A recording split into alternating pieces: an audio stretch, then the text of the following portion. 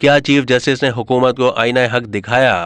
रोजाना जंग के कॉलम निगार मुजाहिद मंसूरी अपने कॉलम में मुल्क में जारी मुतादिद बहरानों पर अपना तजिया पेश करते हुए लिखते हैं कि मुल्की माशी और सियासी और आईनी और इंतजामी बहरान खुद हमारे लिए तो बद से बदतर है, लेकिन दुनिया भर में खुसूसन तरक्की पजीर ममालिक के लिए रियासती अमन और इस्तेहकाम के अहदाफ का यकीनी हुसूल का सबक बन गया है कि पाकिस्तान 23 करोड़ आबादी की एटमी ताकत है। सबक यह है कि जिस तरह हम हुकूमतें चलाते हैं उसके बिल्कुल बरक्स राह इख्तियार की जाए। हम अशरों से आलमी और इलाकाई सियासत के सरगर्म खिलाड़ी रहे हैं और दुनिया अब भी मौजूद आलमी हालात हाजरा में पाकिस्तान को एक बहुत अहम मुल्क के तौर पर देख रही है। पाकिस्तान की इस हैसियत और अहमियत से अगर कोई मुकम्मल गाफिल है तो वो हम खुद हैं। हमारी बड़ी पेचीदगी ये है कि मौजूदा गंभीर मुल्की सूरत हाल का वाज़े और मुकम्मल काबिल अमल ही नहीं बल्कि आइन और जारी सूरत हाल के ऐन मुताबिक मुत्तफ़िका हल मौजूद होने के बावजूद ज़्यादा से ज़्यादा 1 मिलियन आबादी पर मुश्तमिल ताकतवर बाइख्तियार और बासर और जायज़ और नाजायज़ दौलतमंद तबका जो एक ताकतवर सियासी निज़ाम की सूरत में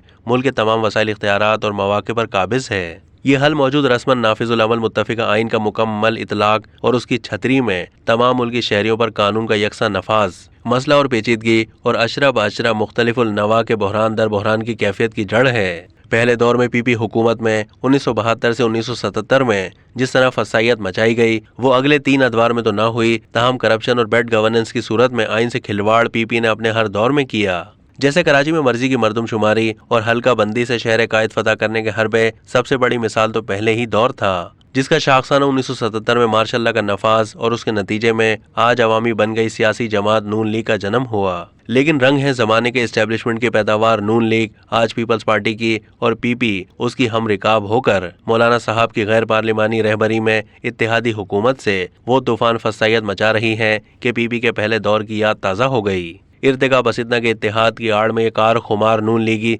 हुकूमती क़यादत के सुपुर्द जो आईने पाकिस्तान से निपट रही है। सख्त मुतनाज़ आइन का हुलिया पार्लिमानी करारदादों से बिगाड़ती शहबाज हुकूमत ने एक ही साल में हॉर्स ट्रेडिंग की मतरूक और सिया रिवायत को बहाल किया, मुकम्मल मुतनाज़िया हुकूमत बनाई और बनाकर तादम जो कुछ किया गया और जो कुछ किया जा रहा है इसे एक फिक्रे में बयान किया जाए तो ये है कि अपनी गैर आइनी और गैर सियासी ज़ाती खानदानी और गिरोही अगराज के लिए अपोजिशन और अवाम को कुचल कर आइन को तकरीबन लपेट कर रौंदा जा रहा है। कोई सबक ना सीखा तो अब और सुप्रीम कोर्ट पर बेतरबे हमले, फिर एक बड़ा गैर आइनी से क्या डिजास्टर हर दो पीपी और नून लीग के अधूरे आइनी अदवार से मुल्क चलाते रहे तो एक और मार्शल का सबब बने और अब तो लुटिया ही डबोदी है। आइनी बहरानों के इस पस मंजर में बदतर और मुल्की मईशत को नाबूद कर देने वाले इक्तिसादी बहरान में फंसे मुल्क को बहरान से अमलन निकालने के लिए जस्टिस कार्नेल सेमिनार से चीफ जस्टिस ऑफ पाकिस्तान जनाब अता बंदियाल ने खिताब करते आइन और उसके तहत तहलील शुदा सूबाई असम्बली के इंतखाब से फरार इख्तियार करती इत्तेहादी हुकूमत और पूरी कौम को